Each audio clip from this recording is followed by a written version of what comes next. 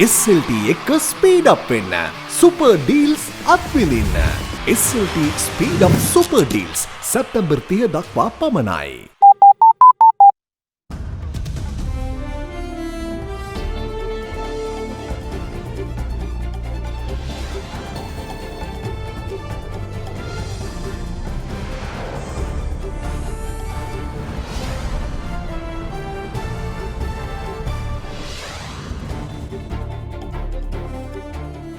Tonight, a turn for the worse.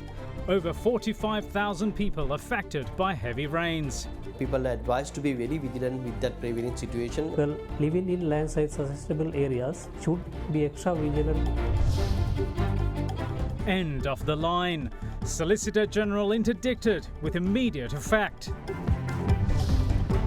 The ball is rolling. Dates for postal voting announced. Blow from the judiciary. Supreme Court tells UK PM the Parliament suspension is unlawful. All that and much more coming up on First at 9.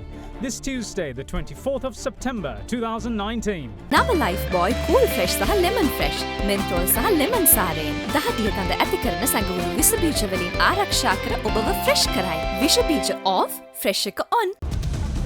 From AdaDerana, this is AdaDerana First at 9. Live from Studio 24 in Colombo. Good evening and welcome to First at 9. I'm Dhammike Kanaka. Let's start with your local stories. Thousands of people are affected by the inclement weather, especially in areas of Gaul, Matra, Kalutara, Gampaha and Colombo districts, with the Disaster Management Centre placing the number at over 45,000. Dry weather, however, continues to be experienced in districts of Anuradhapura, Polonnaruwa, Trincomalee and Mullaitivu.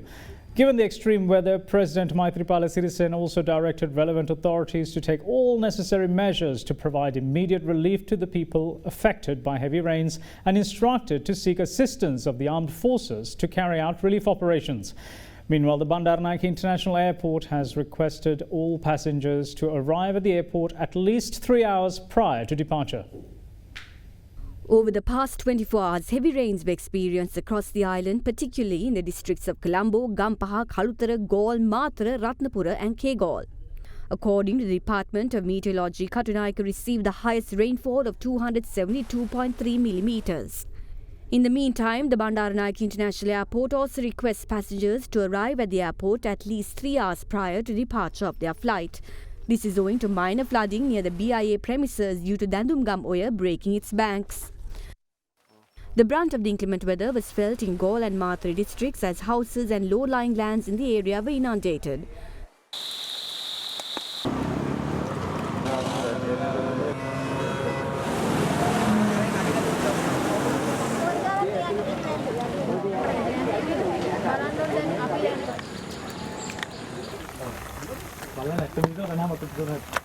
Taking the inclement weather into consideration, all government schools in Gaul and Matra districts was declared closed today as well as tomorrow. Meanwhile, several main roads in Colombo were underwater due to heavy rains experienced in the area. Several areas in Gampaha, Kalutara and Hambantara too were inundated. In addition, the Road Development Authority has advised motorists using expressways to maintain a speed limit of 60 km per hour along the southern expressway. Heavy traffic was also reported in Subutipura, Battaramulla this morning when a wall collapsed, disrupting vehicular movement. Meanwhile, landslides were reported in several areas across the island, causing damages to houses and other property.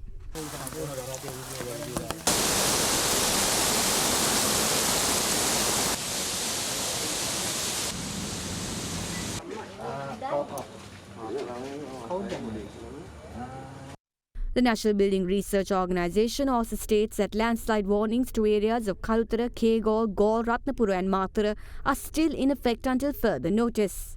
National Building Research Organisation has issued landslide early warning to the following districts. Level 3 evacuation warning to Elpitia, Niyagama, Nagoda, Imaduwa and Baddegama DS divisions. Level 1 watchful yellow warning to Gaul, Pogravets, Neluwa and Thalama DS division in Gaul district. Level 3 evacuation notice to Blasinhala, Walallavita, Matugama and Aigama DS divisions. Yellow 1 watchful warning to Dodangoda, Ingiriya, Palindanur and Horana DS division in Kalutara district, and the level 1 watchful warning to Dehovita DS division, and level 2 alert warning to the Yatiyanthora DS division in Kegol district, level 2 alert warning to Athuraliya and Pitabaddara DS division in Matara district, and the level 1 watchful warning to Kalavana, Ayagama, Kiriyalla, Uruvita, Ahliyagoda in Ratnapura district. In the meantime, Assistant Director of the Disaster Management Centre Pradeep Kodipilli warns that water levels of rivers Nilwala and Kalu has risen due to heavy rains.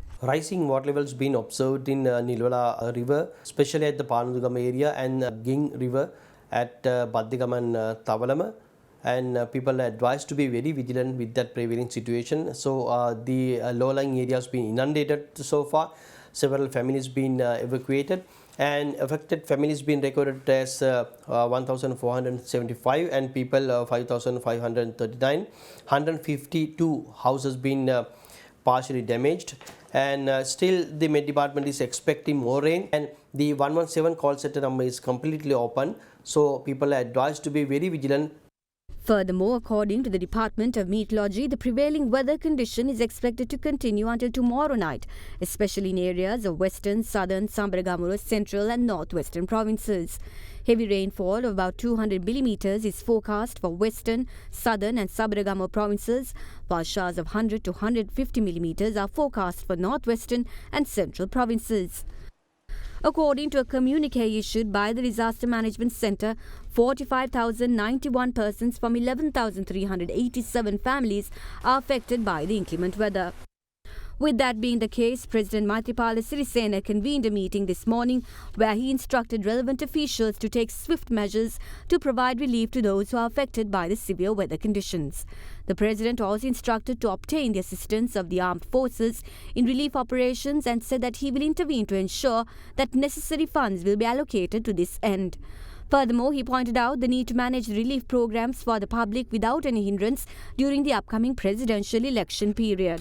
කිසකෙස් යනවාද විසඳුම දින 6න් පුරාණයේ පටන් භාවිතා කරන ඉපැරණි ශාකසාර වට්ටු රූපයට අනුව නිපදවන ගණේෂා hair growth oil සියලුම pharmacy සහ වෙළඳ සැල් වලින්. Solicitor General President's Counsel Dilrukh Vikram Singh has been interdicted with immediate effect pending an inquiry into her alleged phone conversation with Avangard Chairman Nisanka Senadipati.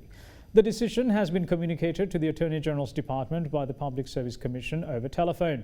The Attorney General yesterday requested the Public Service Commission to launch a preliminary investigation into the controversial incident. Taking to his Facebook account on Friday, Senadipati, who is currently receiving medical treatment in Singapore, released an audio clip of the telephone conversation which discussed the case filed against the Avangard Maritime Services by the Bribery Commission. The female voice in the recording can be heard claiming to know how to break the law and to make the law. She also expressed her regret over filing the Avangard case while blaming the country's disorderly politics as the reason behind the case. The former Bribery Commission chief Dilrukh has so far not denied being involved in the telephone conversation in question. However, in a Facebook post on Saturday, she called on the Avangard chairman to release the unedited version of the conversation to the public, alleging that he had distorted it.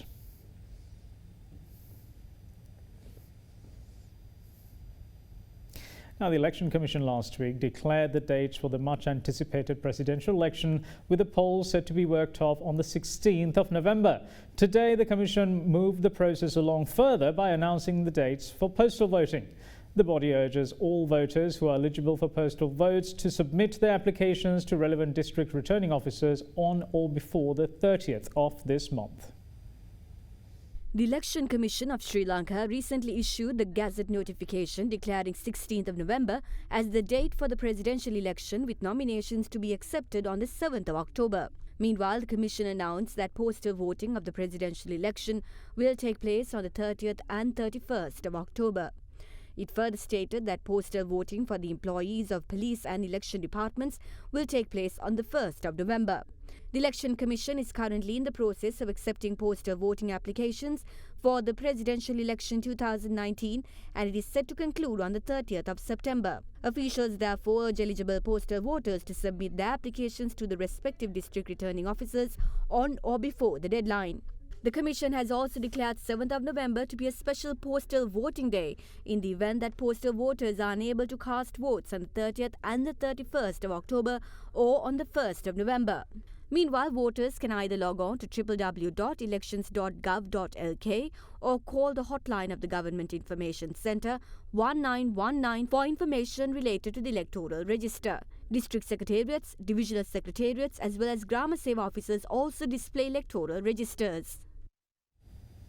Opposition leader Mahinda Rajapaksa insists that ex-Solicitor General Dilruksh Dayas Wickramasinghe should immediately reveal who politically pressurised her into filing cases against SLPP presidential hopeful Gotabaya Rajapaksa. Speaking at the Cooperative Society's National Convention held in Colombo today, he also pledged that their government will not allow the law to be misused.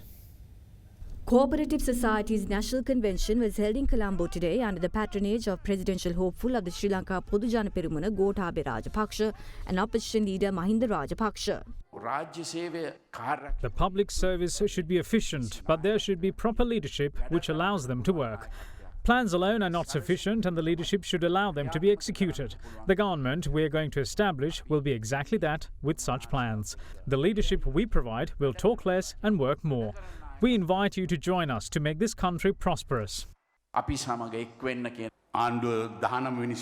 government passed the 19th Amendment to stop us. The amendment, which was brought to cast us aside, has done that to the entire country now. People are ready to chase away everyone in the UNP, be it Ranil, Sajith or Karu. What this government did during its tenure was to take revenge. The telephone conversation with Solicitor General Dilruksh Dayas revealed that she was politically influenced to file cases against Gotabaya Rajapaksa.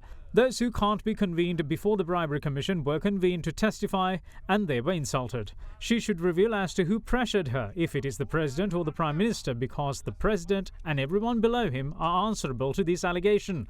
She says she can create laws and break them as well. Meanwhile, the Inspector General of Police says he is capable of bending the law.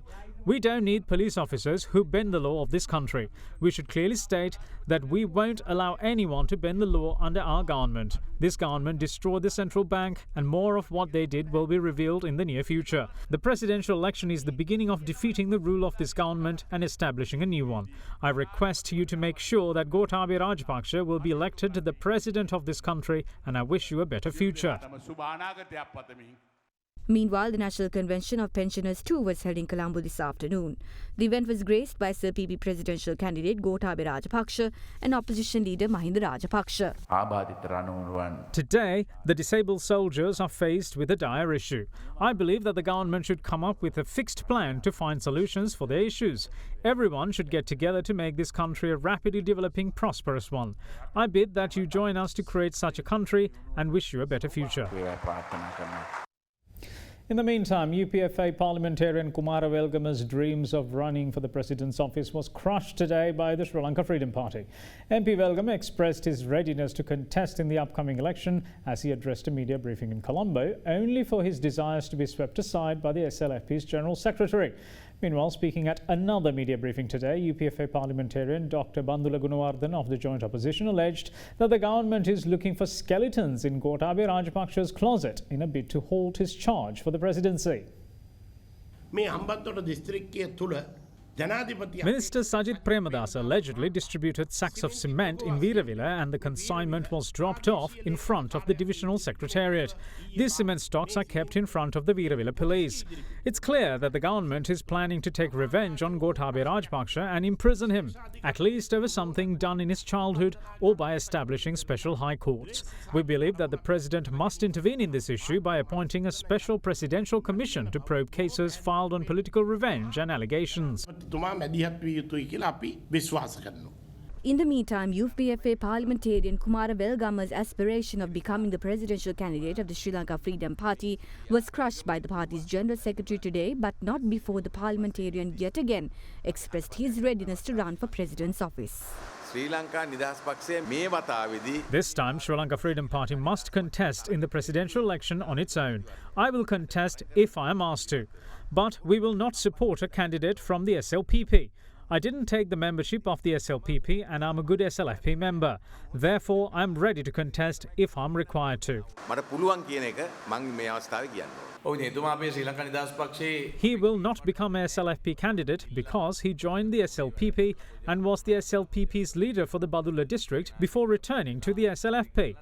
His intention is to sabotage the cooperation between the SLFP and the SLPP and defeat the political victory of the leftist movement. Although we can let this happen, we will not let it happen. That's why we are insisting SLPP to not push us to that point.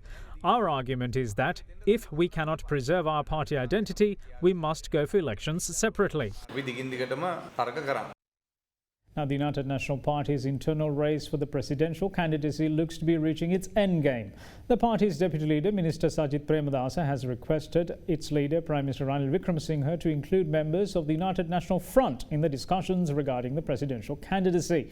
Meanwhile, it is reported that a special meeting will be held tonight between Minister Premadasa and members of the United National Front. A special discussion was held between leader of the UMP Prime Minister Ranil Wickremesinghe, Deputy Leader Minister Sajith Premadasa and Speaker Karu Jayasuriya, the Speaker's official residence in Colombo last evening. Minister Premadasa later expressed these views after a 3-hour discussion.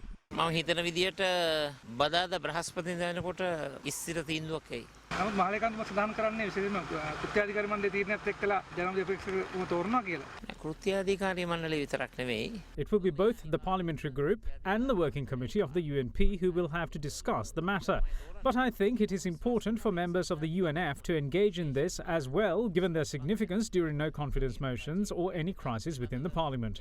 They must also be given prominence without exploiting them during opportune moments. ඒ අයටත් තීන්දුව ගැනීමේදී වටිනාකමක් ලබා දීම. අගමැතිතුමා මේ අවස්ථාවේදී මොන වගේ මතයක දුන්නේ ඔබතුමාට ජනාධිපති අපේක්ෂකත්වය දෙන්න එතුමාගේ කැමැත්ත මොන මතයද ඔබතුමා ඉන්නේ ලැබෙනවද දෙනවද ඒව ගැන කතා කරන්නේ නැහැ. කවුරුත් දෙන්න අවශ්‍ය නැහැනේ. හැමෝම දන්නවනේ වෙනදී. Issuing a special statement today, Deputy Leader of the UMP, Minister Sajith Premadasa, meanwhile called on active members who had left the party due to various disputes on ideologies to join hands with him. The minister invited former General Secretary of the party, Tissa Attanayake, to join with the program that will be initiated to revive the country. He commended Attanayake as a member who was a strength to the party during difficult times and who is highly capable of building the party's grassroots level network. Following the meeting of the Cabinet of Ministers today, Minister Premadasa told media of a request he made to the Prime Minister. විශේෂ කාරණාවක් කියන්න තියෙනවා. I have something special to tell you today, which is that I requested the Prime Minister to hold a discussion with the participation of both UNP Working Committee and parliamentarians representing the UNF. It's been decided that Thursday will be the final day to declare the candidate, and therefore this must be done quickly. ඒ තීන්දුවට එළඹෙන්නට ඕන. සමාජ මාධ්‍ය පළ වෙනවා. එක්සත් ජාතික පක්ෂයෙන් අපේක්ෂකයන් 4 දිනක් ඉදිරිපත් වෙලා තියෙනවා කියලා. මම නම් ඒක දන්නේ මන් දන්නවා මං ගැන. මං අඩියක් ඉස්සරහට තියලා තියෙනවා මං ආයෙ පස්සට ගන්නෑ. Meanwhile, several other members of the party also expressed views over the presidential candidacy. නෑ නෑ අපි ඉල්ලන්නේ අපේක්ෂකත්වය පමණයි. දිනනවා කියන්නේ ඉතින් සෑම ජන කොටසකේම සහයෝගය ලබා ගන්න පුළුවන් වෙන්න ඕනේ. අපිට දිනන්න පුළුවන් ක්‍රමවේදයකට හැමෝම ආරක්ෂා කරන වැඩ පිළිවෙලට යන්න පුළුවන් වෙයි කියලා මම හිතනවා. එහෙම සාකච්ඡා කරන්න යන්න බැරි වුණොත් ඡන්දයකට යන්න වෙයි. ජය ගන්න අපේක්ෂකයව ඉදිරිපත් කරනවා. නොවැම්බර් 17 එළි වෙනකොට අපේ අපේක්ෂකයා දිරුම් දෙනවා. Now, the Ministry of Finance announces that the Cabinet approval is granted to provide all the members of the armed forces, police and special task force who are disabled owing to the war to receive a pension equal to their last salary even after their retirement. The decision comes in a backdrop where the protest staged by disabled war heroes and their families and the families of the fallen entered its 14th day, demanding authorities to provide their pension benefits even after they reached the age of 55. However, claiming that the solution they received for their plea was not sufficient and fair, 2 protesters have commenced a fast unto death a short while ago. Meanwhile, issuing a media statement today, Minister of Finance Mangala Samaravira said that payment will be continued throughout a veteran's life with effect from today. As a result, all disabled war heroes will be paid their monthly salary, including basic salary and all allowances received at the time of their retirement. However, disabled war heroes and their families and the families of the fallen rejected the Cabinet decision and have decided to continue with their protest.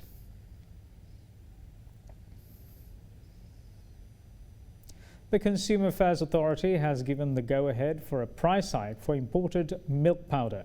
Its chairman said that the price of imported milk powder was increased by 50 rupees per kilogram, while the price of a 400-gram packet will be increased by 20 rupees.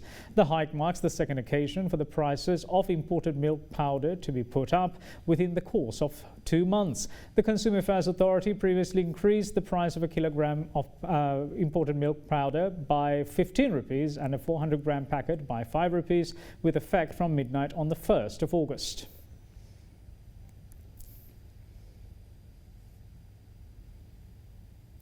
Now moving on with other stories, Sri Lanka has condemned the drone attacks which targeted Abqaiq oil processing facility and Qurais oil field in Saudi Arabia.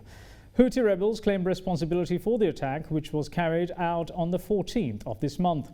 In a statement released by the Ministry of Foreign Affairs, Sri Lanka said that as a country which has suffered from terrorism for 30 years, Sri Lanka remains committed to addressing this scourge in all its forms and manifestations.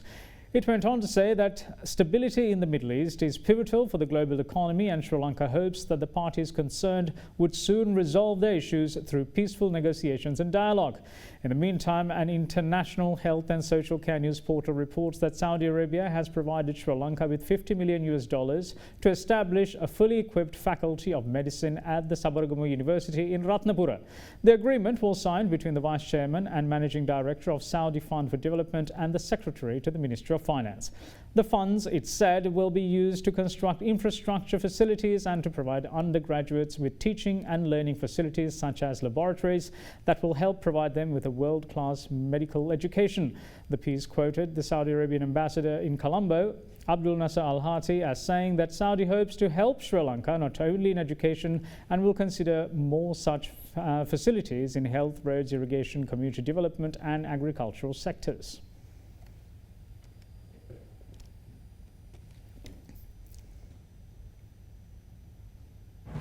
There will be more news on the other side of this short break. Stay tuned.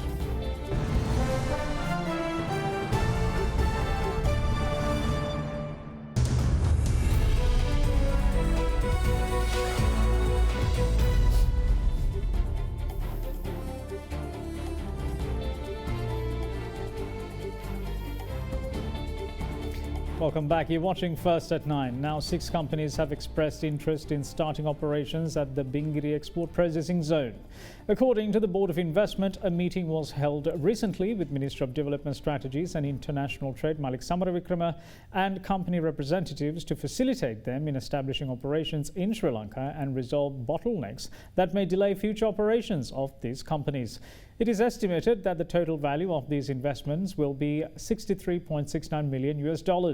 The 6 companies include Vodafone Development Private Limited, Synergy Pharmaceutical Corporation, Empire Feed Mills, Sanmik Food Private Limited, TS Global Private Limited and Brandix Lanka.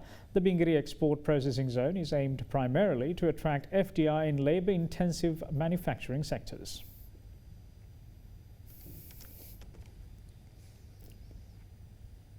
And now to take a look at the currency markets. Sri Lankan rupee closed firmer for the first time in 7 sessions today, ending 0.14% firmer at 181 rupees and 5 to 25 cents against the US dollar, compared with yesterday's close of 181 rupees and 30 to 70 cents. Let's now take a look at how the Sri Lankan rupee traded against other major currencies around the world. In the bond market, the secondary market yield curve remained broadly steady at yesterday's levels, while the overall market witnessed thin volumes. In the stock market, the market closed for the 3rd consecutive day in the red, dragged down by Cargill's and Brown's investments, recording a 9-week low. 26% of the turnover was derived from crossings in John Kill's holdings. A net foreign outflow was witnessed for the 2nd straight session, with low foreign participation.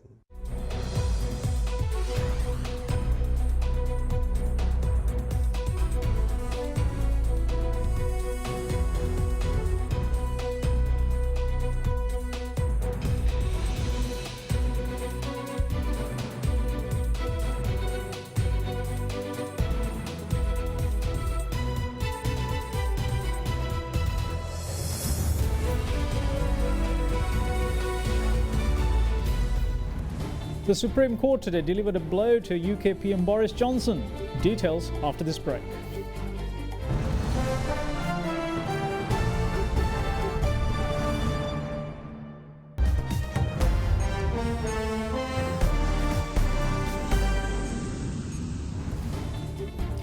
Welcome back. Now, the United Kingdom Supreme Court today ruled that Prime Minister Boris Johnson acted unlawfully when he advised Queen Elizabeth to suspend Parliament just weeks before Brexit, and that therefore the legislature had not been prorogued.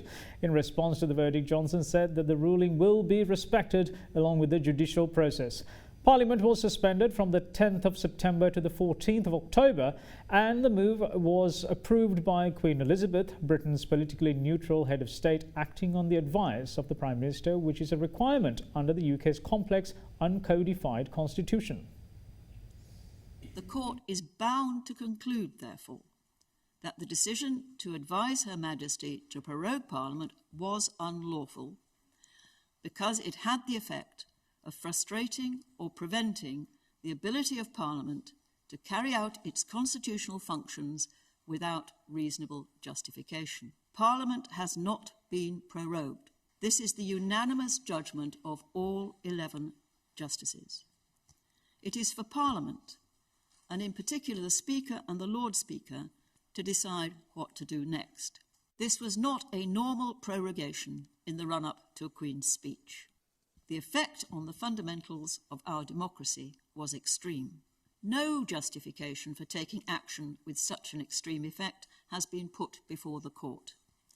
Israeli Prime Minister Benjamin Netanyahu and his main opponent, Benny Gantz, could well have taken a significant step towards forming a unity government. Netanyahu met with his rival Gantz, leader of Blue and White Party, yesterday at the invitation of President Reuven Rivlin. Wrapping up 2 days of consultations with leaders of all parties that won parliamentary seats in the September 17th ballot, Rivlin summoned Netanyahu and Gantz to a closed-door meeting, apparently to urge them to join forces. Rivlin, who will pick a candidate to try to build a coalition, has called for a unity government but does not have the legal power to compel Gantz or Netanyahu to form one together. Following a deadlocked parliamentary election last week, a weakened Netanyahu reissued an offer to his centrist rival Gantz for a unity government, saying that neither had enough support from respective allies for a majority of 61 seats in the 120-member parliament. There was no sign that Gantz would agree to a coalition with Netanyahu's right-wing Likud. Gantz refused a similar offer last week, citing looming corruption charges against Netanyahu.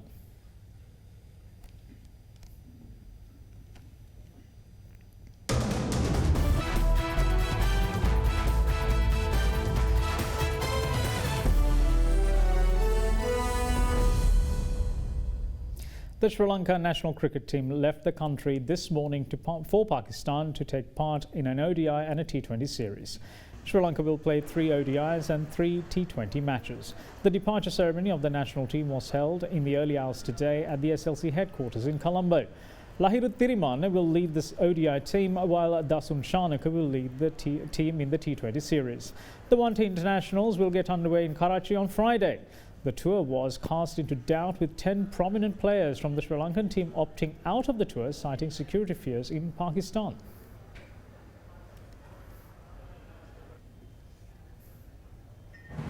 And that's it from all of us here at First at 9. Thanks for watching. Bye-bye.